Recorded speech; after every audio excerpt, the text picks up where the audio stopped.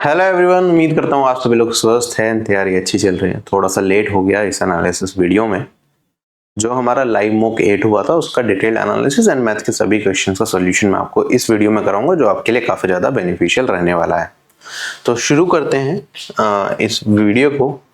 आप Telegram channel से जरूर जुड़ जाएं, क्योंकि सारी इन्फॉर्मेशन जब भी, जैसे कल न्यू लाइव मॉक आएगा तो उसका लिंक साथ के साथ वो आपको टेलीग्राम पे मिल जाता है, तो आप मिस आउट नहीं करोगे किसी भी चीज़ को लेके। वरना आरबी की वेबसाइट पे जाके तो आप लाइव टेस्ट देख ही सकते हो। आप यहाँ पे क्लिक करोगे मोर पे, वहाँ पे लाइव का ऑप्शन होगा, वहाँ पे आप जाके जितने भी लाइव टेस्ट उस टाइम पे अवेलेबल होते हैं वो आप अटेम्प्ट कर सकते हैं। मल्टीपल एग्जाम्स के लिए लाइव मॉक्स कराए जाते हैं। और अगर आरबी एप्लीकेशन अभी तक इंस्टॉल नहीं किया तो इंस्टॉल कर लीजिए, एप्लीकेशन पे भी आप टेस्ट दे पाएंगे। और 18 मार्च से हमारा सीजीएल 2026 के लिए new practice target group start हो चुका है, जिसमें डे 1 और डे 2 का टारगेट अभी जा चुका है। संडे का ऑफ रहेगा, तो आप अभी भी अगर परचेज करते हैं तो आराम से उसके साथ साथ चल सकते हैं। साथ ही साथ हमने आपको एक अलग से पीडीएफ भी दे दिया है, अगर आप बाई चांस लेट भी ज्वाइन करते हैं तो डे वाइज टारगेट्स उस हिसाब से आप फॉलो करके टारगेट दे पाएंगे। ठीक है, टेलीग्राम ग्रुप, डाउट ग्रुप, सारी चीजें क्रिएट ऑलरेडी हो चुकी हैं। और इंडिविजुअली भी आप जाके, हमने अलग अलग सेपरेट फोल्डर भी बना दिए, डे 1, डे 2, डे 3। तो वो एप्लीकेशन या वेबसाइट दोनों जगह आपको मिल जाएगी, वहां से भी आप टेस्ट चाहें तो टेस्ट डायरेक्टली दे सकते हैं, अगर आपने कॉम्बो टेस्ट सीरीज परचेज की हुई है। ठीक है, और जिन लोगों ने कॉम्बो टेस्ट सीरीज ऑलरेडी ले रखी है और उनका एक्सपायर होने वाला है, तो आप अपने उसमें ही माई परचेजेस पे जाएंगे एप्लीकेशन में, तो वहां देखिएगा आपको वैलिडिटी एक्सटेंड कराने का ऑप्शन, जिसमें आप थोड़े से कम प्राइसेस में एक्सटेंड कर सकते हैं, वरना आपको प्राइसेस ज्यादा पे करने पड़ेंगे एक बार एक्सपायर हो गया तो। जो ये मॉक है लगभग 6000 लोगों ने दिया था। और यहाँ पे अभी हमने क्या किया है, आप देखेंगे यहाँ पे सॉल्यूशन एनालिसिस का एक ऑप्शन दिख जाएगा। जैसे ही आप टेस्ट देंगे, इस पे क्लिक करने के बाद आप इस तरीके से एक पेज खुल जाएगा, जिसमें आप इसे रीअटेम्प्ट भी कर सकते हैं क्वेश्चंस को, लैंग्वेज चेंज करके। यहाँ पे आपका टाइम, एवरेज टाइम, परसेंटाइल और बाकी सारी चीजें, किसी भी क्वेश्चन पे आप जो मूव करना चाहते हैं वो सारे काम आपके हो जाएंगे, जो आप काफी टाइम से हमें कह रहे थे। और 1-2 दिन में इसका अपडेट एप्लीकेशन पे भी आ जाएगा, तो एप्लीकेशन का एनालिसिस पेज भी आरबी का इंप्रूव हो जाएगा। तो अब पीछे मत रहिए अपना, अगर आपको बेसिक कवर हो चुके हैं, प्रैक्टिस करनी अच्छी, तो आरबी से बढ़िया कंटेंट आपको मिलेगा नहीं। अगर मैं आगे बात करता हूँ, यहाँ पे जो ये मॉक दिया था, लगभग जितने लोगों ने दिया था उसमें आप देखेंगे एवरेज स्कोर लगभग 106 के आसपास बैठ रहा है, लेकिन एक्चुअल थोड़ा सा ज्यादा होगा, कुछ बच्चे क्लिक करके छोड़ देते हैं, तो वो डिस्कस करेंगे। और बाकी ज्यादातर लोगों का स्कोर 126 से 130 के रेंज में था। अच्छा, ये वाली इमेज थोड़ी सी छोटी हो गई है, मैं जूम करना भूल गया हूँ, तो यहाँ पे आपके सामने कर देता हूँ। यहाँ पे अगर हम देखें तो रीजनिंग में एवरेज स्कोर गया 38.23, मीडियन स्कोर 40, ओवरऑल ठीक ठाक लेवल था रीजनिंग का, मॉडरेट कह सकते हैं। और 116 लोगों ने 50 आउट ऑफ 50 स्कोर किया, 48 टू 49 कैंडिडेट ने लगभग किया। अच्छा, एक चीज ध्यान रखिएगा, क्लॉक एंड कैलेंडर, अभी एसएससी एमटीएस का एग्जामिनेशन हुआ था, पहले तो एसएससी में इतना नहीं पूछता था, मैक्सिमम क्लॉक के क्वेश्चन आपने 3-4 साल में प्रीवियस ईयर देखोगे नहीं आते थे, लेकिन अभी एमटीएस में क्लॉक के क्वेश्चंस भी आ रहे हैं। हर शिफ्ट में 2 क्वेश्चन के आसपास क्लॉक के बताए जा रहे हैं। कैलेंडर के क्वेश्चंस भी काफी आ रहे हैं, तो क्लॉक एंड कैलेंडर चैप्टर अगर आपने नहीं किया है तो इसे अच्छे तरीके से कवर कर लीजिएगा, आपके एग्जामिनेशन में फायदा होगा अपकमिंग एग्जाम में। इसके बाद अगर मैं बात करता हूँ यहाँ पे जीके के एनालिसिस की, तो जीके में यहाँ पे जो एवरेज स्कोर गया है 13.2 गया है, मीडियन स्कोर 13 गया है। ओवरऑल जीके का level moderate plus, moderate to hard की रेंज में रहेगा। इसके बाद हमारा मैथ्स के लेवल की बात करेंगे, तो मैथ्स का लेवल मॉडरेट था आपका, एवरेज स्कोर 31 गया है, मीडियन स्कोर 35 गया है। ठीक है, तो मॉडरेट कह सकते हैं या मॉडरेट माइनस, इस तरीके का पेपर है, बैलेंस्ड पेपर पूरा बनाया है। और ऐसे इंग्लिश की बात करेंगे तो एवरेज स्कोर हमारा 29 है, मीडियन स्कोर 31 है, तो ये भी हमारा एक मॉडरेट प्लस की साइड में जाएगा, या मॉडरेट कह सकते हैं। तो ओवरऑल पेपर देखा जाए तो ये मॉडरेट साइड पेपर है, ना हार्ड है ना इजी है। ठीक, अगर मैं इसमें देखूं इंग्लिश में लोगों का स्कोर कितना कितना बन रहा है, तो आप यहाँ से चेक कर सकते हैं। और जो अच्छा स्कोर माना जाएगा इंग्लिश में वो माना जाएगा 40+। अगर आपने 40 या 40+ स्कोर किया, that is a good score.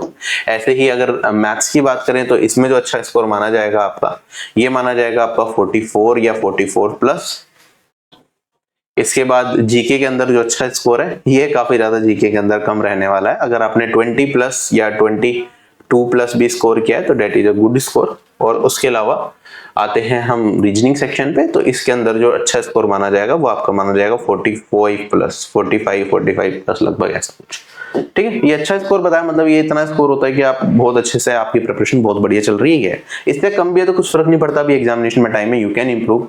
Overall mock का देखें, अगर कुछ एंट्रीज हटा दी जाए, जो बच्चे बस क्लिक करके छोड़ दिए थे, तो ओवरऑल हमारे पास यहाँ पे एवरेज स्कोर बनता है इस पर्टिकुलर मॉक का 112 और मीडियन स्कोर बनता है 117.5। मतलब 50% लोग ऐसे हैं जो 117.5 से नीचे हैं और 50% इसके ऊपर है। कितने लोगों ने कितना कितना स्कोर किया? 150 प्लस 415 कैंडिडेट्स हैं, 140 प्लस 917 कैंडिडेट्स हैं, 130 प्लस 1792 कैंडिडेट्स हैं। देखो जो 140 प्लस जा रहे हैं आपकी तैयारी बहुत अच्छे तरीके से चल रही है, इसे और इंप्रूव करते रहिए। जिनका अभी 130 है उससे थोड़ा सा नीचे जा रहा है तो आपको मेहनत ज्यादा करनी पड़ेगी, जिससे कि एग्जामिनेशन में बाद में कोई दिक्कत नहीं। हालांकि ये चीजें कैटेगरी के हिसाब से भी वेरी करती हैं। अगर आपको परसेंटाइल देखनी है तो परसेंटाइल इतना इतना आपका बन रहा है, आप यहाँ पे देख सकते हैं। और इसके बाद जो सेफ स्कोर रहेगा अनरिजर्व्ड कैटेगरी से 133, ओबीसी से 127, ईडब्ल्यूएस से 124, एससी से 112 एंड एसटी कैटेगरी से 103। आपकी जो कट ऑफ गई थी पिछली बार कितने गई थी भाई? अनरिजर्व कैटेगरी से क्या गई थी भाई? 130 मार्क्स, 136 मार्क्स के आसपास गई थी, तो इससे 3 ज्यादा। तो बेसिकली हमारा जो एवरेज शिफ्ट रही होगी पिछली बार उससे थोड़ा सा बेटर लेवल था एग्जामिनेशन का। ठीक है, तो ये बेटर थोड़ा सा करके जाओगे तभी आप एग्जामिनेशन में अच्छा परफॉर्म करोगे। हालांकि ऐसी शिफ्ट भी थी एग्जामिनेशन में जिसमें 123 भी कट ऑफ क्लियर होती, तो इससे कुछ हार्ड लेवल के पेपर भी थे एग्जाम में।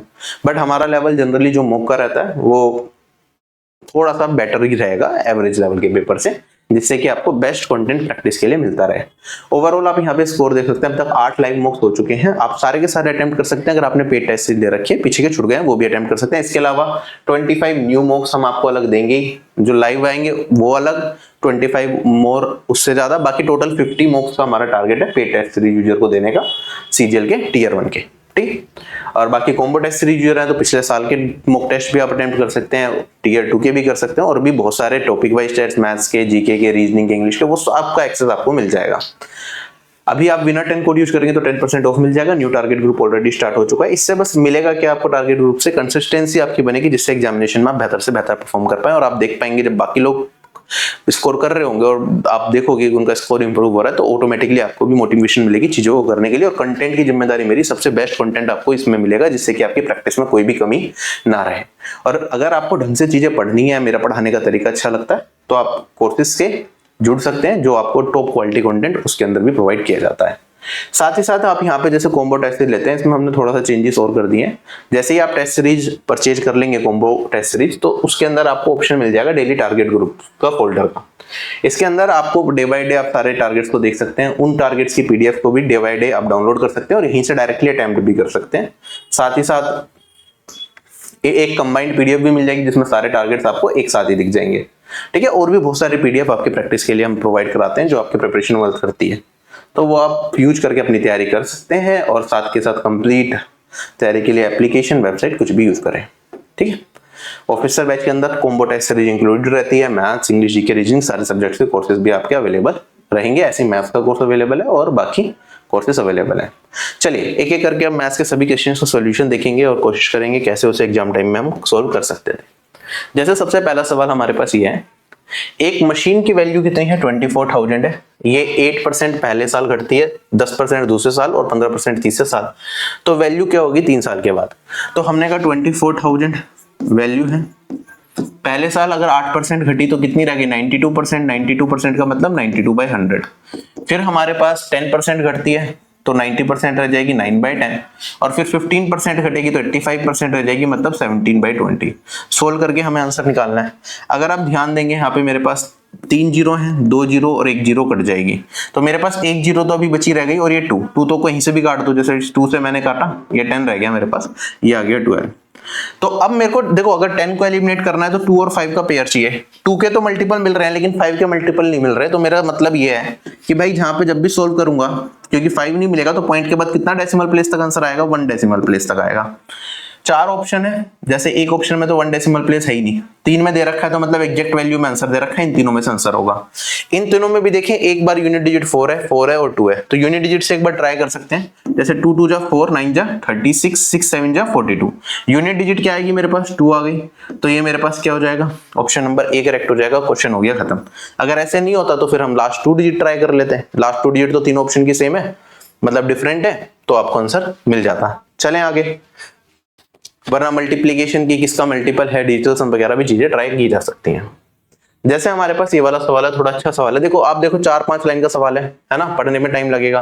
फिर कहता पाई को भी भाई 3.14 ले लो, तो कैलकुलेशन और ज्यादा बढ़ जाने वाली है मेरी। तो इस तरह का सवाल अगर आपको देखने में लग रहा है और पॉइंट में देखो वैल्यूज भी ऐसी अजीब सी आ रही हैं, तो क्या आप साथ के साथ ट्राई करेंगे या लास्ट के लिए छोड़ेंगे? इस क्वेश्चन को लास्ट के लिए छोड़ना है, ठीक है। वीडियो के एंड में मैं आपको ये क्वेश्चन दोबारा से कराऊंगा, थोड़ा सा बताता हुआ चल रहा हूँ कि कैसे कौन सा क्वेश्चन पिक करना है, कौन सा लास्ट में छोड़ना है। ये क्वेश्चन 3 लाइन का है, फिर भी पढ़ा जा सकता है, और पार्टनरशिप का है तो पार्टनरशिप में जनरली इजियर साइड रहते हैं, आपकी प्रैक्टिस भी अच्छी रहती है, तो आप इजीली कर पाते हैं। सिंपल वैल्यूज में आंसर है। कहता है रोहन ने एक बिजनेस की शुरुआत करी, कितने पैसे इन्वेस्ट करे? 60,000। 3 महीने के बाद मोहित भी आ गया और 90,000 से बिजनेस की शुरुआत बिजनेस में लगाए। 9 महीने के बाद करण ने भी बिजनेस को ज्वाइन किया और 75,000 इन्वेस्ट करे। अगर टोटल प्रॉफिट 78,000 है तो रोहन का प्रॉफिट क्या होगा? अब देखो सीधी सी बात है, सिंपल दे रखा है। हमें पता है प्रॉफिट क्या होता है, directly proportional to investment into time होता है। तो हमें इन्वेस्टमेंट का रेशियो चाहिए होता है। अब यहाँ पे 60 है, यहाँ पे 90 है और यहाँ पे 75,000 है। 3 जीरो तो सब जगह कट जाएगी अगर मैं इन्वेस्टमेंट का रेशियो लूंगा। तो मैं कहूंगा सर यहाँ पे लिखो डायरेक्टली 60, यहाँ पे 90 और यहाँ पे 75। कितने टाइम के लिए? देखो रोहन ने बिजनेस की शुरुआत करी तो इसने पूरे साल भर के लिए पैसा लगाया होगा, पूरे साल की बात कर रहे हैं, तो इसने 12 महीने तक पैसा इन्वेस्ट रखा। मोहित ने 3 महीने के बाद ज्वाइन किया तो 12 में से 3 घटाए 9 महीने पैसा लगाया होगा, और करण ने 9 महीने के बाद ज्वाइन किया है तो 12 में से 9 घटा दोगे तो 3 महीने के लिए पैसा लगाया होगा। तो इन्वेस्टमेंट इनटू टाइम, ये इनका क्या हो जाएगा, प्रॉफिट का रेशियो हो जाएगा। यहाँ तक सबको क्लियर है? अब यहाँ पे क्लियर है तो यहाँ पे जो कॉमन पार्ट है वो आप काट सकते हैं। जैसे कि अगर मैं 9 से कट जाएगा ना सारी वैल्यूज, बिल्कुल 9 से कट जाएंगी 3, और ये वाली वैल्यू आ जाएगी 3 से काटूंगा तो 25, और यहाँ पे काटेंगे तो हम 4 और 20, ठीक है। इसके बाद फर्दर 5 से आप चाहें तो काट सकते हैं, ये रह जाएगा मेरे पास 5, ये 18 और ये वाली वैल्यू मेरे पास 4। तो 4 इंटू 4 कितना हो गया 16, ये हो गया 18 और यहाँ पे बचा 5। कंबाइंड वैल्यू कितनी हो गई 39 हो गई। टोटल प्रॉफिट कितना दे रखा है 78, तो 39 रेशियो 78,000 के बराबर है, तो 1 रेशियो 2,000 के बराबर। और हमसे रोहन का पूछा है तो 16 रेशियो 16 इंटू 2,000, क्या ये वाली वैल्यू 32,000 हो जाएगी। अब ये 0 0 में फंसने की जरूरत नहीं है, आप समझ जाओ 39 78 के बराबर है, 1 2 के बराबर, तो 16 इंटू 2 32। 32 के बाद 0 वगैरह आ रही होंगी तो 32 मिल गया तो काम खत्म हो गया, आगे बढ़ सकते हैं। वरना जब आपने देखा 16 आया तो मेरा आंसर 16 के मल्टीपल होने के चांसेस ज्यादा रहेंगे, तो भी हम कई बार डायरेक्टली बता पाते हैं कि 4 ऑप्शन में 16 का मल्टीपल है तो सारे ऑप्शंस, लेकिन बट ये डायरेक्टली दिखने वाला ए दिख रहा है ना, डिवाइड बाय 16 से सारे हो जाएंगे। 0 0 0 0 जनरली कंटिन्यूअसली चलती रहती है तो उससे कुछ खास फर्क पड़ता नहीं है। चले पूरा निकाल लोगे तो टेंशन फ्री रहोगे, कोई दिक्कत आपके आएगी नहीं, कोई रिस्क नहीं रहेगा। अगला सवाल कहता है cosec 90 minus 3/2। Cosec 90 minus theta क्या होता है, सेक थीटा होता है, तो मैं इसे लिख सकता हूँ सेक 3 थीटा डिवाइडेड बाय 2। अब ये √2 के बराबर है, सेक 45 डिग्री होता है मेरे पास, √2 क्योंकि 0 से 90 के बीच में लेना है तो 45 ही आएगा।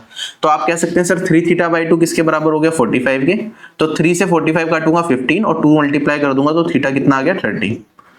हमें बताना है 3 साइन थीटा प्लस 4 कोस 2 थीटा, तो 3 इंटू में साइन 30, साइन 30 का मान होता है 1/2, तो 3/2 आ गया। 4 cos 60, cos 60 का मान भी 1/2 होता है तो 4/2, तो 4 और 3 7, 7/2, ये मेरा क्या आ गया, इस क्वेश्चन का आंसर आ गया।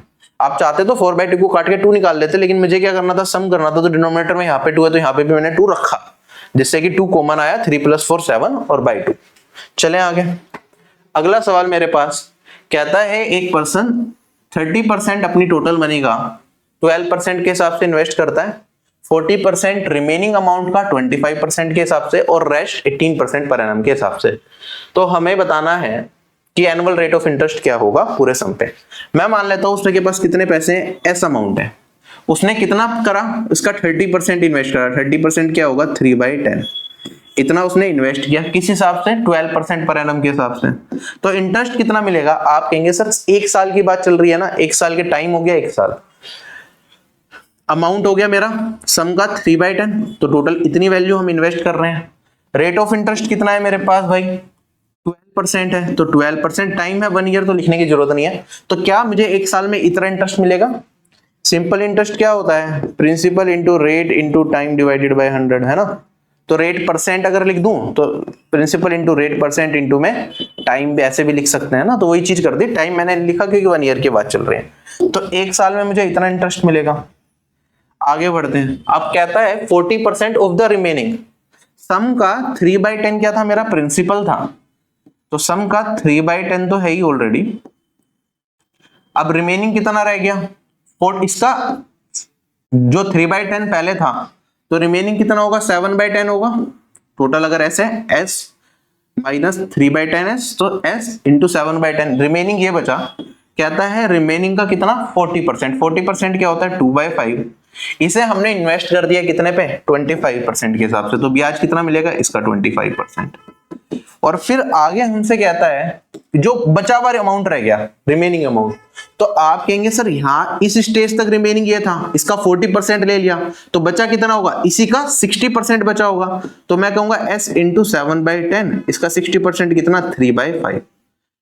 इसे कितने रेट पे दिया हमने, इसे दिया 18% पर एनम पे। तो पूरे साल भर में ब्याज कितना मिलेगा, आप कहेंगे सर इस पूरे को सोल्व कर दो। एस तो मेरा सब जगह कॉमन आना ही है, तो इसे कॉमन रख लिया हमने। सारी चीजें समझाने के लिए कर रहा हूं, डायरेक्टली तो आप कर ही सकते हैं, वो उस चीज पे बात करेंगे। हमने कहा 3 इंटू 12 36 डिवाइडेड बाई 10 3.6% हो गया, है ना। इसके बाद मेरे पास यहाँ पे ये वाली वैल्यू आप सिंप्लीफाई करेंगे तो सेकंड वाला 40% 25%, ठीक है। इसे सोल्व करेंगे तो ये मेरा 2 से कट जाएगा 5, और 5 5 25 ये कट जाएगा तो बचेगा 7%। और इधर सोल्व करेंगे तो मेरे पास ये सम तो एज इट इज है, ठीक है, 5 से कंफ्यूज मत करना, सम है ये। 5 का मल्टीपल ऊपर कुछ दिख नहीं रहा, तो ज्यादा कुछ करने की जरूरत नहीं है, इधर भी 2 से मल्टीप्लाई और इधर भी 2 से कर दो। क्यों करा मैंने, नीचे 100 बन जाएगा, पॉइंट के बाद 2 डेसिमल प्लेसेस तक वैल्यू मिल जाएगी।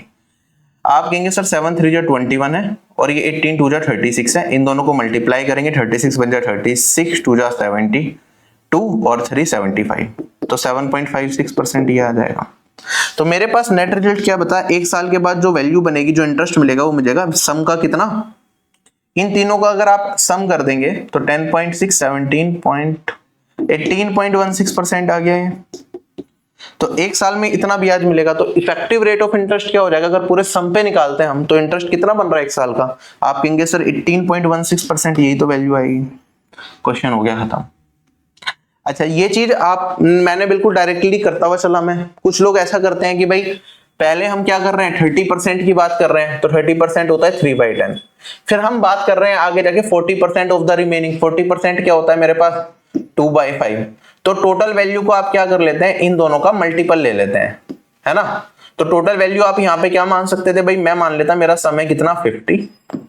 तो फिर कहते हैं आप सम 50 है, तो 30% अगर मैं इसका निकालूंगा तो ये हो गया 15 रेशियो। फिर उसके बाद रिमेनिंग बचा मेरे पास 35, उसका 2/5 निकालेंगे तो आप कहेंगे सर 14, और उसको बचे हुए का बचा हुआ कितना हो गया, ये हो गया 29, 50 में से घटाया तो ये वाली वैल्यू रह जाएगी 21।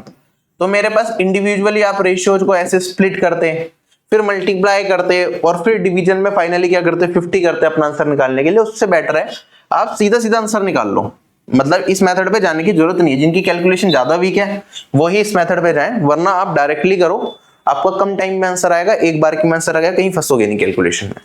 चलें आगे। x माइनस वाई 18 दे रखा है, एक्स वाई 40 दे रखा है, x square minus y square बताना है। अच्छा ये बताओ ये वाली वैल्यू क्या होती है, ये देखते हैं, हमारे दिमाग में आना चाहिए भाई, ये तो x प्लस वाई और एक x माइनस वाई होगा, तो चांसेस है मेरा आंसर क्या होगा, x माइनस वाई 18, 18 का मल्टीपल होगा। चारों ऑप्शन में अगर आप 18 का मल्टीपल देखेंगे तो 18 क्या होता है भाई, 2 इंटू 9 होता है। अभी आपके दिमाग में आएगा सर हो सकता है कि भाई x प्लस वाई निकालूं तो डिनोमिनेटर में मेरे पास क्या आ जाए, 18 आ जाए, तो 18 का मल्टीपल ना रहे, ऐसा भी हो सकता है, बट बात करेंगे उस पर।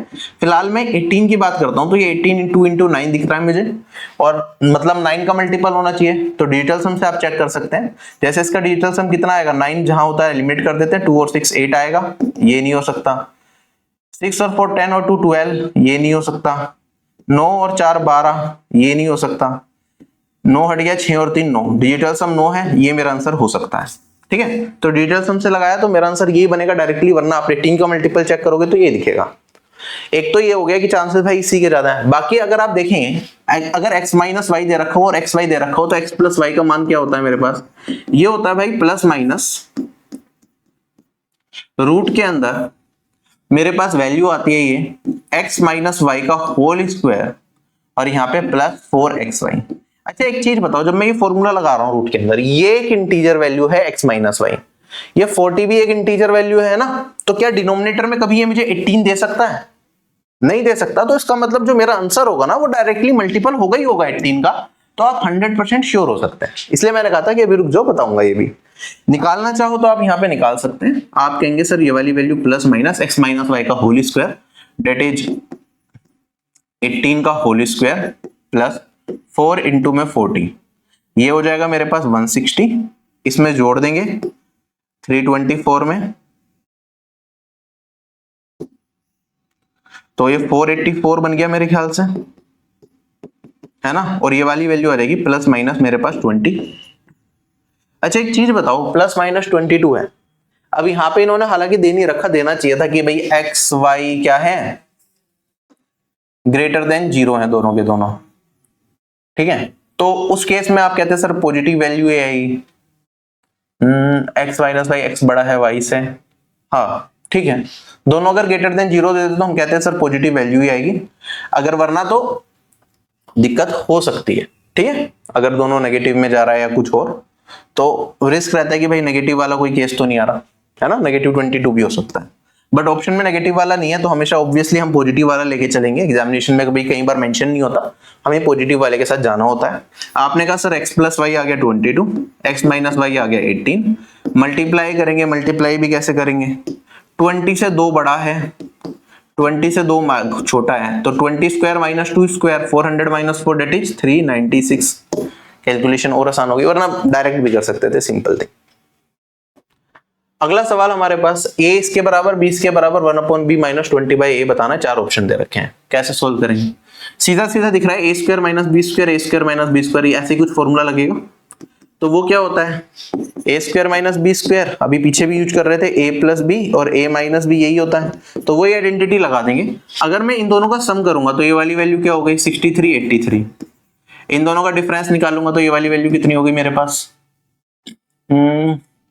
33 डिवाइडेड बाय, इन दोनों का सम कर दूंगा तो ये वाली वैल्यू कितनी 83, और डिफरेंस निकालूंगा तो ये वाली वैल्यू कितनी 9, यही आएगा। सिंपलीफाई करेंगे, ये कट गया ये कट गया, 3 से काट देंगे तो 11/3, क्या ये आ गया। ऐसे इधर b को अगर मुझे सोल्व करना है तो क्या वैल्यू आएगी, आप कहेंगे सर ये इन दोनों का सम 41, इन दोनों का डिफरेंस 11, इन दोनों का सम 71, और डिफरेंस कितना आ गया 41, यही आएगा 56 प्लस 15 61 71, और डिफरेंस निकाला तो ये वाला आया मेरे पास 41, 41 से 41 एलिमिनेट हो जाएगा, तो ये बचेगा 11/71। अब 1/b अगर मुझे करना है तो ये आ गया 71/11, 20 में a करना है, a क्या 11/3, तो 11 नीचे और 3 ऊपर मल्टीप्लाई हो जाएगा। आप देखेंगे 11 कॉमन आ गया, 71 माइनस 60, 11 बचा, 11/11 कितना हो गया 1, यही सवाल का उत्तर। बहुत बढ़िया सवाल आपके एग्जाम टेस्ट में पूछा गया। कहता है अगर एक ट्राइंगल है मेरे पास ABC, पॉइंट A अगर पैरेलली मूव करने लग जाए पॉइंट लाइन BC के, तो कौन सी पॉइंट है इनमें से जो लाइन BC के पैरेलली मूव करेगा, ये आपको बताना होगा, ठीक है। तो इसे कैसे सोच सकते हैं, कैसे सोल्व करेंगे, इसका जो आंसर होता है वो होता है सेंट्रोइड डेट इज केंद्रक। अब ये कैसे आता है, जैसे ये ट्राइंगल है ना, मैं एक छोटी सी लाइन ड्रॉ करता हूं आपको समझाने के लिए।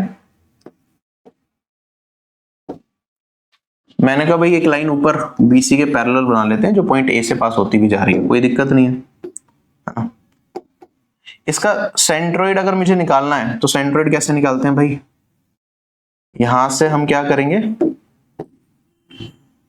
एक सीधी लाइन ऐसे डालें जो सामने वाली साइड को 2 इक्वल भागों में बांट दे, तो ये मेरी होती है मीडियन, और एक ऐसा पॉइंट जो इसे क्या काटे 2:1 में काटे, वो मेरा कहलाता है सेंट्रोइड, ठीक है। सपोज करो इस पॉइंट को मैं A को उठा के कहीं और ले जाऊं, मैं क्या करने जा रहा हूं, इस A पॉइंट को उठा के मैं कहीं और ले जा रहा हूं, A पॉइंट मैं उठा के ले गया यहां पे, रेंडमली कहीं भी रख दो, जो मेरी मीडियन बनेगी क्या अब भी वो यही होगी, दूसरे कलर से बना लेते हैं, ये क्या ये मेरी अब मीडियन होगी, अब जो सेंट्रोइड का पॉइंट है वो अभी भी से क्या काटना चाहिए, मीडियन को 2:1 में काटना चाहिए। तो हमसे कहा कि भाई कौन सी चीज पैरेलल मूव करेगी ये पता करना है, तो एक काम करते हैं, एक लाइन पैरेलल बना देते हैं। फिर से हमने यहां से एक लाइन पैरेलल बनाई और मैंने कहा भाई चलो ये पॉइंट को नाम दे देते हैं जी और इस पॉइंट को नाम दे देते हैं जी डैश। अगर जी डैश में ये प्रूव कर पाया कि भाई क्या कर रहा है, इस वाली लाइन को 2:1 में काट रहा है, तो इसका मतलब क्या हो गया भाई, सही है, यही पॉइंट मूव कर रहा है पैरेलली। तो हमारे पास कौन कौन सी लाइन पैरेलल है, आप कहेंगे सर बीसी पैरेलल है किसके, इस वाली लाइन के, क्योंकि ए पॉइंट को हम बीसी के क्रॉसपोंडिंग मूव करा रहे हैं और ये वाली लाइन भी क्या होगी हमारी इसके पैरेलल होनी चाहिए, तीनों लाइन आपस में क्या होगी, पैरेलल। अगर इस फिगर के अंदर मैं एक छोटी सी फिगर को कट आउट करने की कोशिश करूं, ध्यान से समझना, ये और ये, आप मुझे एक चीज बताइए, ये वाली लाइन क्या इस वाली लाइन के पैरेलल है, पैरेलल है। बेसिक प्रोपोर्शनैलिटी थ्योरम लगाएंगे तो आप कहेंगे सर ये वाली साइड डिवाइडेड बाय ये वाली साइड, क्या ये इस this side divided by this side के बराबर होगी, होगी, बेसिक प्रोपोर्शनैलिटी थ्योरम। तो ऑटोमेटिकली हमारा यहाँ पे क्या हो गया, ये प्रूव हो गया कि भाई ये अगर 1:2 है तो ये वाली वैल्यू भी 1:2 होगी, और मीडियन को जो 1:2 में काटे, मतलब ऊपर से देखोगे तो 2:1, नीचे से देखोगे तो 1:2, जो 2:1 में काटे वो क्या पॉइंट होता है, सेंट्रोइड का। तो सेंट्रोइड पैरेलली मेरा मूव करेगा। इसी तरीके से कहीं भी आप बना के चेक कर सकते हैं। चलें क्या आगे, अब हम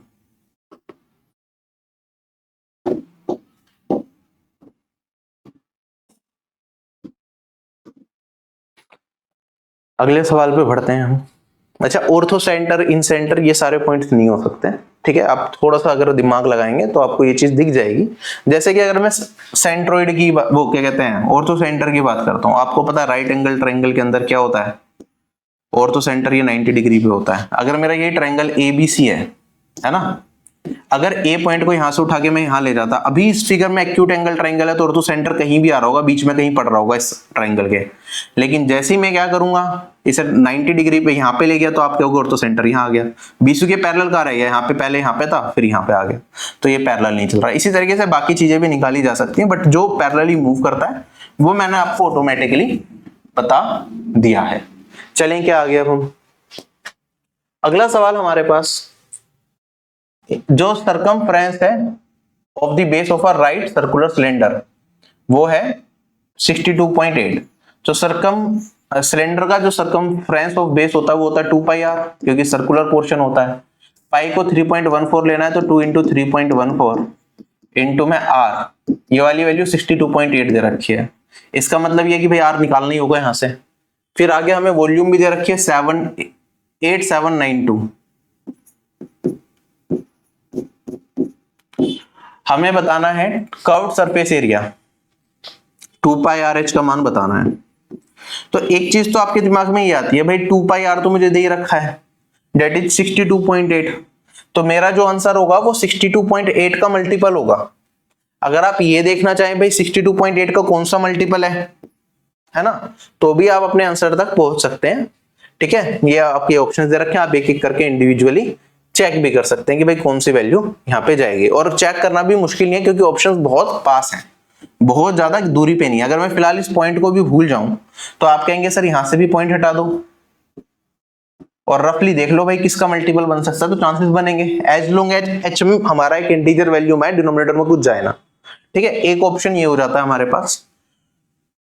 और बाकी दूसरा तरीका है कि आप बेसिक से पहले यहां से रेडियस निकालेंगे, फिर वॉल्यूम क्या होता है पाई r स्क्वायर h, तो यहां से आप इसे पाई को 3.14 लेंगे, फिर से r स्क्वायर इंटू में h करेंगे तो यहां से h निकालेंगे और उसके बाद यहाँ पे पुट करके अपना आंसर निकाल लेंगे। तो यहाँ पे कुछ नहीं करना, आपको 2πr तो आपको पता ही है, डेट इज 62.8 है, और इंटू में जो यहाँ से आपकी हाइट निकलेगी वो यहाँ पे पुट करना पड़ेगा। टाइम कम है तो लास्ट के लिए छोड़े, ऑब्वियसली इसमें मल्टीपल स्टेप्स लग रहे हैं हमारे। अगर डायरेक्टली आपको 62.8 का मल्टीपल यहाँ पे दिख पा रहा है तो आप उससे कर सकते हैं, बट उसमें भी यह है कि भाई h डिनोमिनेटर में कुछ ना आ जाए तो थोड़ा सा रिस्क रहता है। सोल्व करेंगे, जैसे यहाँ पे 6.28 बनेगा, ये 62.8 है, तो मेरे पास रेडियस का मान कितना आ गया भाई, 10 आ गया। रेडियस 10 है तो भाई यहाँ पे 100 बन जाएगा, 100 बनेगा तो ये पॉइंट हट जाएगा, और 314 से इसे काटोगे तो कितने टाइम्स जाएगा, 2। और मेरे पास लगभग 7 टाइम्स ही जाना चाहिए, हाइट आ गई 7, तो इसमें 27 से मल्टीप्लाई कर दोगे, यूनिट डिजिट सेम ही है, लास्ट 2 डिजिट भी सेम ही दे रखी है, कोई बात नहीं। 27 दिख गया तो आप कहेंगे सर मेरा जो आंसर होगा वो क्या होगा, 27 आएगा 28 आएगा, रुको 8 आएगा, 28 27 क्यों आएगा, यूनिट डिजिट 2 है ना, 4 में किससे मल्टीप्लाई करें 2 आ जाए, या तो 3 से या फिर 8 से, यहाँ पे 3 1 2 यहाँ पे 2 टाइम्स गया, तो उसके बाद जनरली 3 टाइम तो नहीं जाएगा, 8 टाइम जाएगा, ठीक है, तो 28 आएगा, तो 8 8 जाओ, ठीक है। तो आप या तो मल्टीप्लाई कर लो आंसर निकालने के लिए, डिजिटल सम कर लो, या जो मर्जी करना चाहो वो कर सकते हो, ठीक है। मल्टीप्लाई करेंगे 22 कैरी फॉरवर्ड 56 और 22 78, 7 कैरी फॉरवर्ड 168 और 7, यही आएगा, ये मेरा आंसर हो जाएगा। चलें आगे, ये दे रखा है sin x plus cos x divided by sin x minus cos x 6/5 है, तो इसका मान बताओ। आपको पता है सर इस वाली वैल्यू में या तो कॉम्पोनेंटो एंड डिविडेंडो लगा दोगे तो डायरेक्टली 10x मिल जाएगा, वो 6 + 5 दैट इज 11 और 6 - 5 1 के बराबर हो जाएगा। या तो ओरली ऐसा कर सकते हैं, कॉम्पोनेंटो एंड डिविडेंडो आपको पता है, तो अगर बेसिक से करना है क्रॉस मल्टीप्लाई कर दोगे तब भी कोई दिक्कत नहीं है, 6 sin x 5 sin x sin x बचेगा, -6 cos x plus 5 cos x, इधर जाके 11 cos x हो जाएगा, ठीक है, और sin cos नीचे जाएगा तो ये 11, दोनों तरीके से आप निकाल सकते हो, ओरली हो सकता है दोनों काम। अगर ये बताना है तो 11 का स्क्वायर 121 + 1 और 121 - 1, तो ये 122/60, तो डेट इज 61 डिवाइडेड बाय 121/120 61/60, ये आंसर आ गया। चले आगे।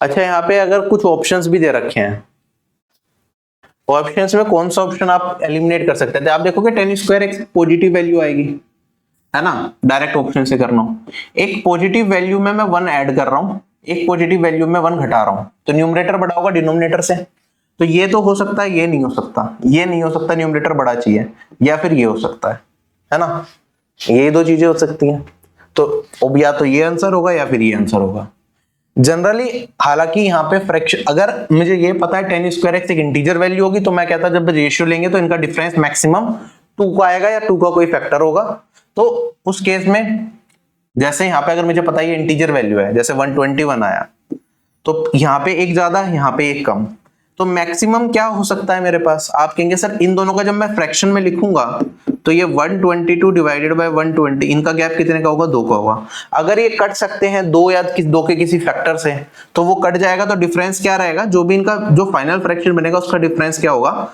2 होगा या फिर उसका कोई फैक्टर होगा। ये कब वैलिड होता है, ये तभी चीज वैलिड होती है जब हमारे पास क्या हो, ये इंटीजर वैल्यू में हमें दे रखा हो, वरना तो और भी चीजें हो सकती हैं। तो जनरली चांसेस अगर हम देखें इस तरह के क्वेश्चन में, जनरली इंटीजर वैल्यू भी आती है और फ्रैक्शन वैल्यूज भी आती हैं, तो डायरेक्टली क्या ना थोड़ा सा रिस्की होता है, तो इसलिए मैंने कहा ये दोनों ऑप्शन, वरना तो आप कहीं कहीं देखेंगे चीजें आपको ऐसे पढ़ाई जाएंगी कि भाई इसमें 2 का गैप है तो 2 का ही फैक्टर होगा, तो आंसर यही होगा, ये भी नहीं होगा, लेकिन इसके चांसेस रहेंगे।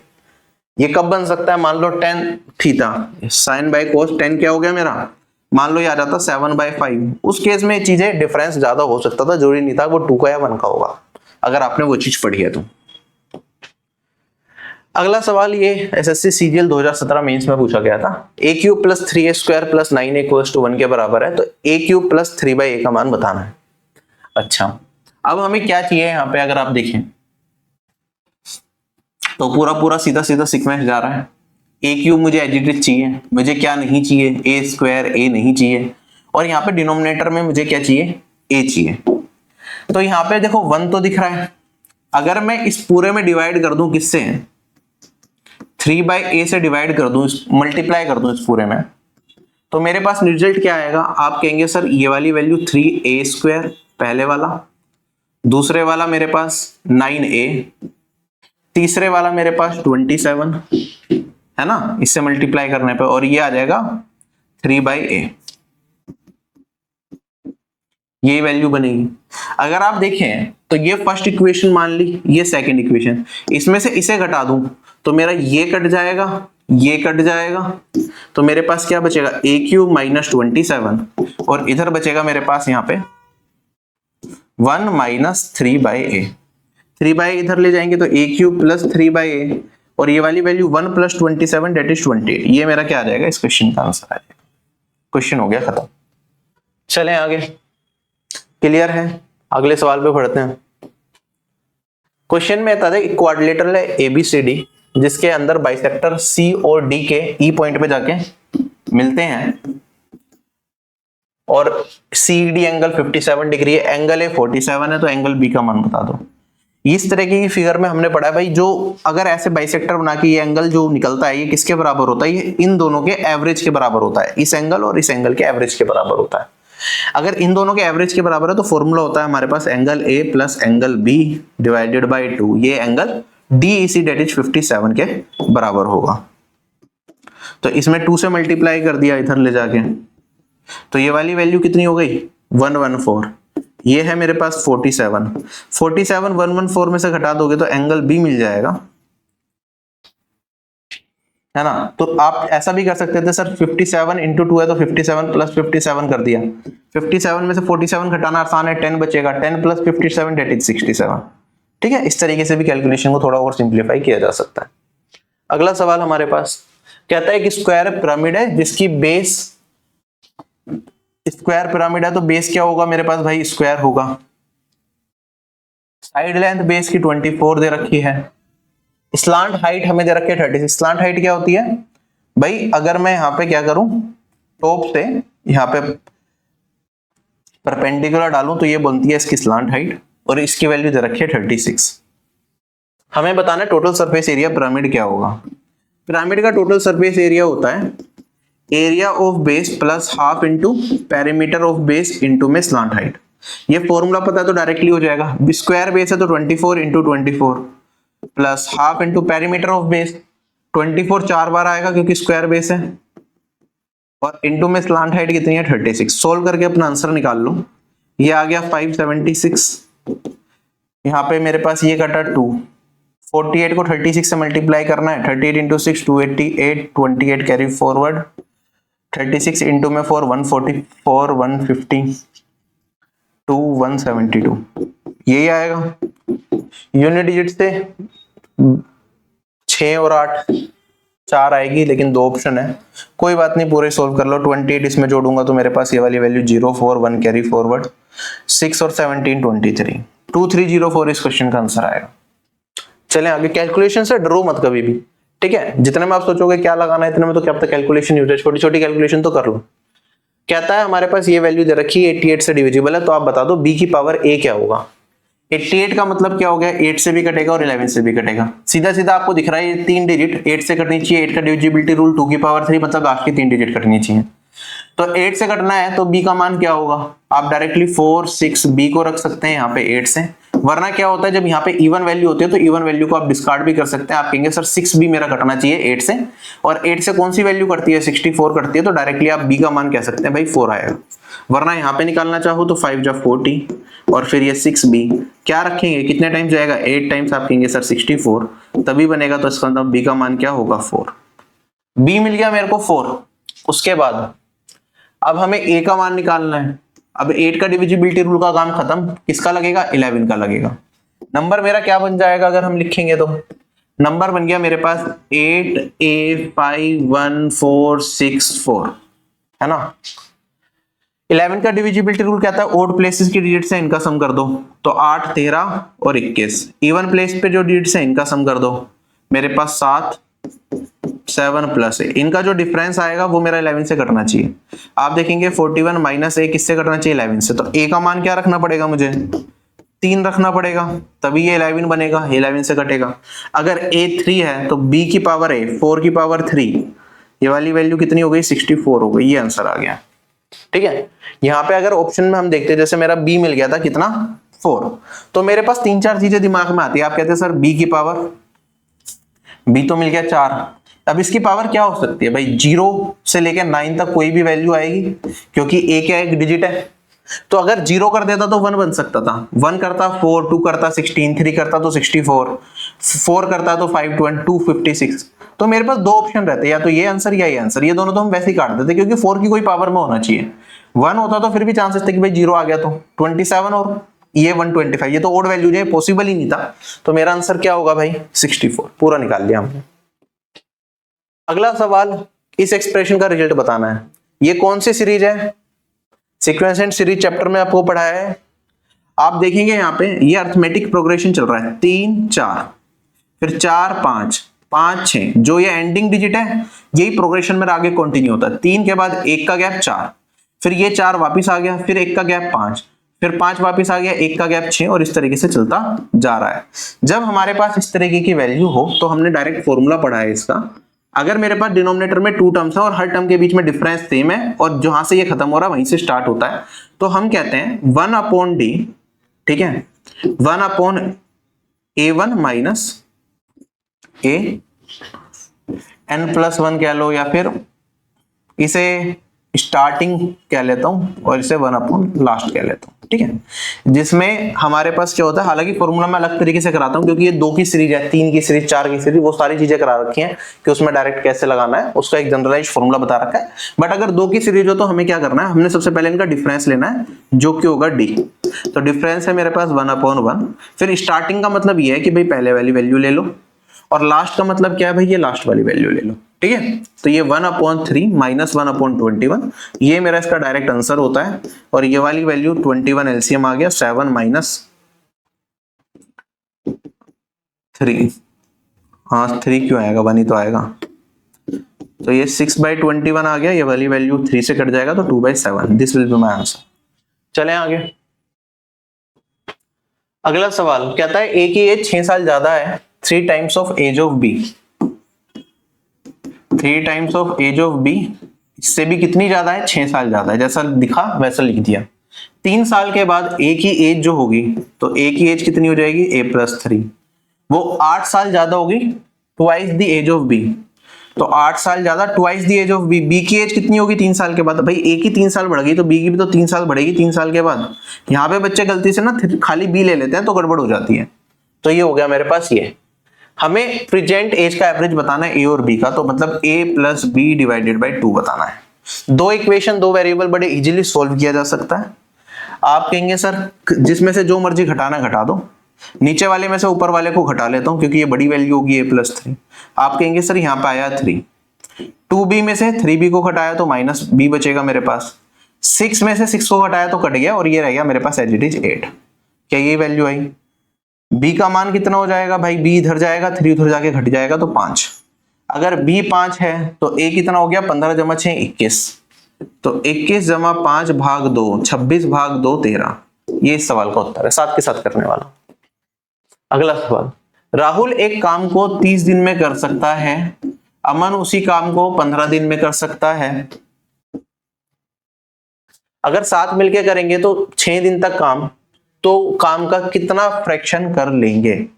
तो सिंपल तरीका तो यही है कि भाई आपको टाइम दे रखा है, टोटल वर्क इन दोनों का एलसीएम लेंगे, ये आ गया 30, total work divided by time, ये क्या हो जाएगा एफिशिएंसी, तो इसकी एफिशिएंसी 1 और इसकी एफिशिएंसी कितनी हो जाएगी भाई 2 हो जाएगी, 30 डिवाइडेड बाय 15। कंबाइंड एफिशिएंसी कितनी हो गई 3। कितने दिन तक काम कर लिया भाई, 6 दिन तक।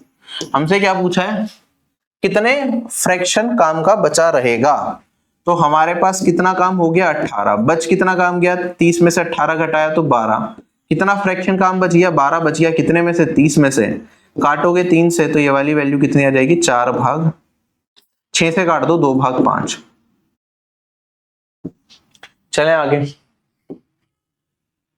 Average of squares of first 5 natural numbers, natural numbers के स्क्वायर का सम क्या होता है, आप कहते हैं सर n इंटू में n+1 2n+1, ये मेरा फॉर्मूला होता है डिवाइडेड बाय 6। ये सम का फॉर्मूला होता है n नेचुरल नंबर्स के स्क्वायर का, है ना। अगर इनका एवरेज निकालना है तो n से डिवाइड कर दोगे तो ये n से डिवाइड कर दिया। अब n का मान कितना है मेरे पास भाई 5 है, तो एवरेज निकालना है तो यहाँ पे 5 रखेंगे, n से ये n एलिमिनेट हो गया, 5 + 1 6 हो गया, 10 और 11 डिवाइडेड बाय 6, 6 से 6 कटा, आंसर कितना आ गया 11, क्वेश्चन हो गया खत्म। ठीक है, थ्योरेटिकल करने वाला सवाल। वरना बेसिक से भी निकाल सकते थे भाई, जिसे फॉर्मूला नहीं पता क्या वो ऐसे नहीं कर सकता था 1 square plus 2 square plus 3 square plus 4 square plus 5 square divided by 5, ये तो पूछा है। बेसिक से कर लो, फॉर्मूला याद नहीं है तो ऐसे सिंपल सवाल। तो फोर्थ प्रपोर्शन बताना है इनका। भाई अगर 4 नंबर दे रखे हैं मुझे, अगर कहते हैं प्रपोर्शन में है तो हम कहते हैं भाई a इंटू डी बराबर हो जाता है b इंटू सी के, है ना। तो AD BC के बराबर होता है। अगर मुझसे फोर्थ प्रपोर्शन पूछ ले तो फोर्थ प्रपोर्शन होता है BC डिवाइडेड बाय A। तो अगर यहाँ पे फोर्थ प्रपोर्शन बताना है, ये A है, ये B है, ये C है, 0.6 इंटू 20 डिवाइडेड बाय 24। आप देखेंगे पॉइंट हटाया तो एक जीरो लग गई, 6 से काटूंगा तो 40, 20 बाय 40 1/2 क्या है, ऑप्शन नंबर A। अगला सवाल हमारे पास एक ट्राइंगल दे रखा है ABC, जिसमें ये ट्राइंगल है ABC और फिर हमने AB और AC को आगे प्रोड्यूस किया, तो ये AB आगे बढ़ गया और AC ऐसे बढ़ गया, ये ट्राइंगल था ABC। तो उसके बाद हमारे पास इनके अगर हम एंगल बाइसेक्टर्स बनाते हैं, CBD मतलब इसका एंगल बाइसेक्टर बनाया, इस एंगल का और इस एंगल का एंगल बाइसेक्टर बनाया, तो जाके O पॉइंट पे मिलते हैं, ये एंगल 57 है, तो A का मान बताओ। भाई ये एक्सेंटर बोलते हैं, इस पॉइंट को हम क्या बोलते हैं, एक्सेंटर। और एक्सेंटर क्या होता है भाई, ये अगर A है तो ये वाली वैल्यू होती है 90 माइनस A/2। 90 माइनस A/2 हमारी किसके बराबर हो गई, 57 के बराबर हो गई। A का मान बताना है। डायरेक्ट तरीका क्या होता है, हम इसे ना 90 से कंपेयर करते हैं। 90 से कितना कम है, ये 23 कम है, 23 को 2 से मल्टीप्लाई कर दो, जितना कम है 90 से उसे 2 से मल्टीप्लाई कर दो, आपको आंसर मिल जाता है 23 इंटू 2 4, आपको क्या मिल जाएगा अपना 33 इंटू 2 66 आपको आंसर मिल जाएगा। सोल्व करना है कर लो। यहाँ पे A/2 कितना आया मेरे पास 33 और A का मान 66। डायरेक्ट तरीका मैंने क्या बताया, इसे कंपेयर किया 90 से, 90 से कंपेयर करूंगा तो कितना बचेगा 33, है ना। जैसे यहाँ पे भी होता है, यहाँ पे जनरली 90 प्लस A/2 फॉर्मूला होता है, अगर इसके परपेंडिकुलर बाइसेक्टर बनाता। तो यहाँ पे हम देखते हैं 90 से कितना ज्यादा है, यहाँ पे देखते हैं कितना कम है। हमने देखा 33 कम है, कुछ नहीं करना, इंटू 2 कर दो, आपको आंसर मिल जाएगा, डेट इज 66। ये मेरा एंगल क्या हो जाएगा, A हो जाएगा। फॉर्मूला कब तक याद रखोगे, बस थियोरेटिकली सोचने का तरीका पता हो तो कोई दिक्कत नहीं होती। क्वेश्चन में कहता है मेरे पास कितनी टेंजेंट बन सकती हैं अगर दो सर्कल आपस में टच नहीं कर रहे हैं। मैक्सिमम बतानी है, तो मैक्सिमम अगर दो सर्कल टच नहीं कर रहे हैं तो दूरी पे हैं तो कितनी टेंजेंट बनेगी भाई, दो तो डायरेक्ट कॉमन टेंजेंट बनती है, दो ट्रांसवर्स कॉमन टेंजेंट। कोई भी दो सर्कल है उनके अंदर मैक्सिमम टेंजेंट 4 ही बन सकती हैं। अच्छा यहाँ पे अगर पूछ लेता मिनिमम कितनी टेंजेंट बनेगी अगर दो सर्कल टच नहीं कर रहे तो कितनी बनेंगी, आप कहेंगे सर एक सर्कल उसी के अंदर दूसरा सर्कल डाल दिया मैंने, कितनी टेंजेंट बनेंगी, एक भी कॉमन टेंजेंट नहीं आएगी। तो अगर मिनिमम पूछ लेता तो नंबर ऑफ टेंजेंट्स होती 0। दो सर्कल के बीच में मैक्सिमम टेंजेंट्स कितनी बनेंगी, वो भी 4 होती हैं। मिनिमम कितनी होती है 0, ये भी याद रखिए। अगर टच नहीं कर रहे वो तभी बनती है मैक्सिमम या मिनिमम, वरना और क्या क्या केसेस बनते हैं भाई, ऐसा हो जाता है हमारे पास टच कर जाए तो कितनी टेंजेंट बनती है 1 2 और 3, कितनी बनेंगी 3। अगर मेरे पास ये क्या हो जाए अंदर से टच करे तो कितनी टेंजेंट बनती है भाई, फिर एक ही टेंजेंट बनती है, क्या बनी 1। फिर अगर मेरे पास क्या हो जाए इंटरसेक्ट कर जाए दोनों सर्कल तो कितनी टेंजेंट्स बनेंगी, आप कहेंगे सर 1 और 1 2। तो 0 भी बन सकती है, 1 भी बन सकती है, 2 भी, 3 भी, 4 भी। हमसे ये भी पूछ सकता है दो सर्कल है उनके बीच में 3 ही कॉमन टेंजेंट बन रही है, तो बताओ चारों में से कौन सी फिगर बनेगी। या उससे रिलेटेड कुछ पूछ सकता है कि सर्कल टच करेंगे या नहीं करेंगे या इंटरसेक्ट करेंगे, कुछ भी पूछ सकता है, आप यहाँ पे देख सकते हैं। कहता है एलसीएम बता दो smallest prime number and smallest composite number. Smallest prime number क्या होता है 2 होता है। कंपोजिट नंबर प्राइम नंबर वो होता है जो खुद से घटे और इसके अलावा एक वैल्यू 1 से घटे। तो ये 2 ऐसा है जो 2 वैल्यू से घटे वो प्राइम नंबर, सिर्फ 2 नंबर से घटे वो प्राइम नंबर होता है। कंपोजिट नंबर क्या होता है जो 2 से ज्यादा से घटे। तो प्राइम नंबर सबसे छोटा 2 होता है, कंपोजिट नंबर सबसे छोटा शायद आप नहीं पढ़ते लेकिन वो क्या होता है आप देखेंगे 1 तो ना प्राइम ना कंपोजिट, 2 मेरा प्राइम होता है, 3 मेरा प्राइम होता है, 4th मेरा क्या होता है प्राइम नहीं होता, तो ये क्या होगा सबसे छोटा कंपोजिट नंबर होगा। किसके फैक्टर क्या हो गए 1 से घटेगा, 2 से घटेगा, 4 से घटेगा, 2 से ज्यादा फैक्टर हो गए तो ये कंपोजिट है। तो मेरे पास सबसे छोटा प्राइम नंबर 2 हो गया और कंपोजिट नंबर क्या हो गया 4 हो गया। हमें बताना है कि एलसीएम क्या होगा, तो अगर आप इन दोनों का एलसीएम निकालेंगे तो एलसीएम क्या आएगा भाई 4 ही आएगा। लीस्ट कॉमन मल्टीपल 4 2 से भी कट रहा है 4 से भी कट रहा है, तो दिस इज द आंसर। चले आगे क्वेश्चन में दे रखा है हमारे पास 25,000 रुपीज है जिसमें हमने 20% पर एनम कंपाउंड इंटरेस्ट पे दिए। हमें डिफरेंस बताना है कंपाउंड इंटरेस्ट में क्या होगा second year and third year. Multiple तरीके हैं इस क्वेश्चन को करने के। जो सबसे बेसिक तरीका आपने शायद लगाया होगा वो बताता हूँ, उसके बाद डायरेक्ट तरीका बताऊंगा।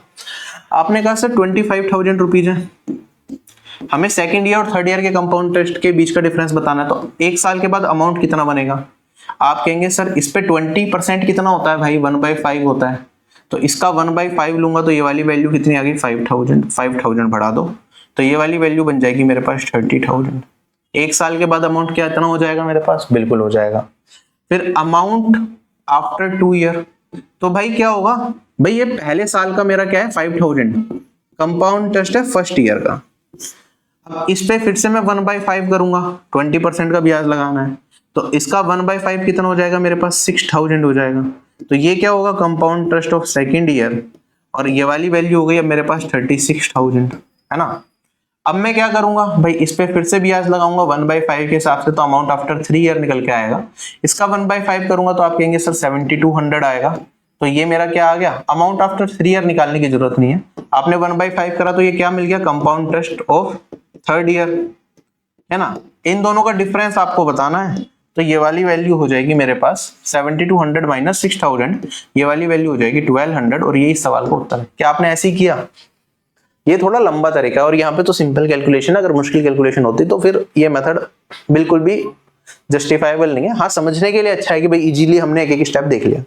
अगर आप ऑब्जर्व करेंगे यहाँ पे, मैं एक चीज बताना चाहता हूँ, हमें पता है भाई ये वाली जो सीरीज होती है principal amount, amount after 2 year 3 year, ये क्या बनाता है कंपाउंड, क्या कहते हैं ज्योमेट्रिक प्रोग्रेशन की सीरीज होती है ये, है ना। इसमें हम एक कॉमन फैक्टर से मल्टीप्लाई कर रहे हैं। अगर आप देखेंगे 1/5 इंटरेस्ट है, बेसिकली मैं क्या कर रहा हूँ, इसमें इसके 6/5 से मल्टीप्लाई कर रहा हूँ। 20% बढ़ा रहे हैं ना, 20% होता है 1/5, 5 है तो 1 बढ़ा दो तो 6/5 ये आ गया। फिर ऐसे 6/5 इधर, 6/5 इधर। क्या हम इस तरीके से चीजों को लेके चल रहे होते हैं, बताइए जल्दी से, क्या यही पैटर्न हमारा रहता है। ऐसे ही अगर आप कंपाउंड टेस्ट को देखें तो ये 5,000 है, इस पे भी अगर मैं 20% बढ़ा दूं, इसका 20% निकालोगे तो 1,000 आएगा, तो क्या 6,000 बन जाएगा ऐड होके। इसमें इसका 20% निकालूंगा तो 1,200, क्या ये इतना आ जाएगा। तो ये भी मेरे पास क्या बनता है, ये भी geometric progression, compound interest of first year, compound interest of second year, compound interest of third year, ये भी क्या बना रहा होता है, ज्योमेट्रिक प्रोग्रेशन बना रहा होता है। अगर आप देखेंगे यहाँ पे ध्यान देंगे, मैंने कंपाउंड इंटरेस्ट निकाला सेकंड ईयर का, और ये थर्ड ईयर का है। थर्ड ईयर का कब आएगा, जब मैं इस पे क्या करूंगा 20% इसका बढ़ा दूंगा तो मेरे पास थर्ड ईयर का मिलेगा। तो बेसिकली इनका जो डिफरेंस होगा वो 20% ऑफ सेकंड ईयर, यही तो होगा। तो अगर मैं इस क्वेश्चन को डायरेक्टली करना चाहूं तो मैं कहूंगा मेरे पास प्रिंसिपल था 25,000 रुपीज, है ना। पहले साल का अमाउंट निकालना है तो 12/10 कर दिया, 20% मैंने बढ़ा दिया, ये अमाउंट आफ्टर 1 ईयर आया। अब मैं डायरेक्टली निकालूंगा क्या भाई, मैं निकालूंगा यहाँ पे compound interest of second year, तो वो इसका 20% हो जाएगा, तो 20/10। ये क्या आया, compound interest of second year. और अगर मुझे डिफरेंस बताना है सेकंड ईयर और थर्ड ईयर का, तो मेरे को पता है जो सेकंड ईयर का कंपाउंड इंटरेस्ट है उस पर अगर रेट ऑफ इंटरेस्ट लगा दूं तो ये चीज क्या देता है, मुझे डिफरेंस देता है सेकंड ईयर और थर्ड ईयर का। तो अगेन इसका क्या करूंगा मैं, 20% निकाल लूंगा, तो ये वाली वैल्यू क्या आ जाएगी मेरे पास, ये डिफरेंस आ जाएगा सेकंड ईयर और थर्ड ईयर का जो मुझे चाहिए। और ये वाली वैल्यू सोल्व करके आप इजीली निकाल सकते हैं। देखो 3 0 से 3 0 कट गई, 25 गुना में 12 300, इंटू में 4 1200, वन लाइनर अप्रोच। ठीक है, याद रखिएगा, आगे बहुत ज्यादा काम आएगी। अगला सवाल कहता है एक शॉपकीपर है, अगर उसे 12% प्रॉफिट कमाना है टेलीविजन को बेच के, तो वो बेचेगा 22,400 का। तो आप कहेंगे सर कॉस्ट प्राइस को अगर 100 मान लिया, 12% का प्रॉफिट कमाना है तो 12 जोड़ेंगे तो 112 का मान इसके बराबर हो जाएगा। अगर उसे अपना प्रॉफिट को सेलिंग प्राइस क्या रखे जिससे कि उसका प्रॉफिट डबल हो जाए, तो डबल प्रॉफिट करना है तो यहाँ पे 12 था तो 24 रेशियो का प्रॉफिट करना पड़ेगा, तो 124 का बेचना पड़ेगा। 112 और 224 आप देखेंगे 2 टाइम्स जा रहा है तो इनटू में 200 है, इधर भी 200 से गुना कर दो तो ये वाली वैल्यू 24800। क्या ये मेरे सवाल का उत्तर आएगा। क्लियर है, कोई कंफ्यूजन नहीं है, सिंपल था, ओरली करने वाला।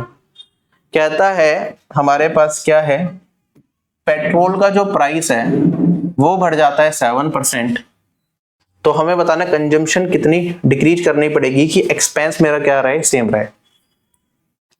आप कहते हैं सर एक्सपेंस अगर सेम रखना है, एक्सपेंस क्या होता है, प्राइस इनटू कंजम्पशन। तो अगर एक्सपेंस को मैंने क्या कर दिया, कांस्टेंट कर दिया, अगर एक्सपेंस कांस्टेंट कर दिया तो क्या हो जाता है, price inversely proportional to consumption हो जाता है ना। तो हमारे पास यहाँ पे प्राइस 7% बढ़ा तो 100 का कितना हो गया, 7% बढ़ाओगे तो ये 107 हो गया। ये प्राइस का रेशियो है, तो कंजम्पशन का रेशियो कितना हो जाएगा, ये ओल्ड वर्सेस न्यू, ये हो जाएगा 107 रेशियो 100। तो मेरी कंजम्पशन कितनी घट गई, आप कहेंगे सर 7 से घट जाएगी, कितने पे, 107 पे, 7/107 और इंटू 100% करते हैं तो 2 जीरो लगा के यहीं पे परसेंटेज लगाओ, कितनी वैल्यू आएगी मेरे पास, 6 टाइम जाएगा और 6 वाला एक ही है तो यही आंसर हो जाएगा। क्लियर है। इस एक क्वेश्चन हमने छोड़ा था शायद स्टार्टिंग में कि चलो लास्ट में करा दूंगा, बाकी कॉम्बो टेस्ट सीरीज आप ज्वाइन कर सकते हैं। 18 मार्च से न्यू टारगेट ग्रुप भी स्टार्ट हो चुका है। सीजीएल 2026 को टारगेट कर रहे हो तो इसके बाद आपको इतना अच्छा मौका नहीं मिल पाएगा, क्योंकि फिर टाइम कम होगा तो आपको जल्दबाजी में चीजें करनी पड़ेंगी, तो दिक्कत होगी। अभी भी टाइम कम ही है। जैसे ये वाला सवाल था, मैंने कहा था चलो लास्ट में देख लेंगे क्या दे रखा है इस सवाल में, मुश्किल नहीं होना चाहिए। हमारे पास क्या है, एक सर्कुलर डेकोरेटिव वॉल क्लॉक है जिसका रेडियस हमें दे रखा है 14। एक कोड ज्वाइन करती है 2 points on the circumference of such that the chord and the two radii form an equilateral triangle at the center of the clock। ठीक है, 2 पॉइंट इसके ऊपर दे रखे हैं हमें, एक पॉइंट ये मान लो, एक पॉइंट ये मान लो। अगर एक कोड बना दें इन दोनों पॉइंट को मिला के, तो ये कुछ इस तरीके से बनती है कि भाई अगर सेंटर से इसे मिला दिया जाए तो इक्विलेटरल ट्रायंगल बनता है। तो मतलब ये बराबर हो गया, इक्विलेटरल ट्रायंगल है तो ये 60 ये 60 ये 60 हो गया। रेडियस हमें अलग से दे रखा है, ये है 14। हमें क्या रखा है, जो स्मॉलर सेगमेंट बनती है इस कोड से, स्मॉलर सेगमेंट कौन सा पोर्शन होगा भाई, ये वाला पोर्शन, इसे पेंट किया जाता है। तो हमें बताना है what percentage of the total area of the clock is painted, clock के टोटल एरिया का कितना प्रतिशत हिस्सा पेंटेड है, और पाई को भी 3.14 लेना है। तो कैसे सोल्व करेंगे, आप कहेंगे सर पहले तो ये सेगमेंट का अगर एरिया निकालना हो तो वो क्या होता है, ये पूरा सेक्टर है मेरे पास, इस पूरे सेक्टर में से अगर मैं इस ट्राइंगल का एरिया घटाता हूं तो मेरे को सेगमेंट का एरिया मिलता है। तो आप कहेंगे सर सेगमेंट का एरिया हो जाएगा मेरे पास, सेक्टर का एरिया θ/360, 60/360 इनटू में पाई r स्क्वायर, और एरिया ऑफ इक्विलेटरल ट्राइंगल क्या होगा, √3/4 r स्क्वायर, रेडियस की फॉर्म में चल रहा है, डिवाइडेड बाय मेरे पास टोटल एरिया कितना होगा, ये होगा पाई r स्क्वायर, और यही हमें क्या बताना है, परसेंटेज में बताना है, तो इंटू 100%। इतना एरिया पेंट होना है, टोटल एरिया ये है, इंटू 100% कर लेंगे सोल्व। आप देखेंगे यहाँ पे r का तो कोई काम ही नहीं है, ये r स्क्वायर कट गया है ना। तो हमारे पास यही चीज बची, बस कुछ छोटी छोटी चीजें।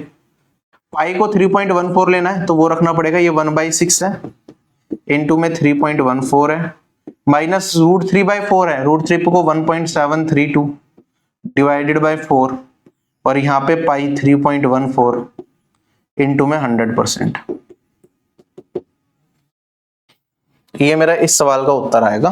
तो बस थोड़ी सी कैलकुलेशन है, थोड़ी नहीं थोड़ी ज्यादा ही है, बट निकाल तो सकते ही हैं, कोई दिक्कत नहीं है। ऑप्शंस भी काफी दूरी पे हैं, 0.34 का तो गैप आ ही रहा है। जैसे 6 से काटेंगे तो मेरे पास ये 0.523 लगभग ये आएगा, फिर 3 आगे बढ़ता चला जाएगा। 4 से काटेंगे तो 0.413 करेंगे तो 3 और 3 ये आएगा लगभग, डिवाइडेड बाय 3.14, इसमें तो इंटू 100% करना है, तो 90.09 आ गया। तो और इंटू में 100 करूंगा तो 90 डिवाइडेड बाय 9 डिवाइडेड बाय 3.14।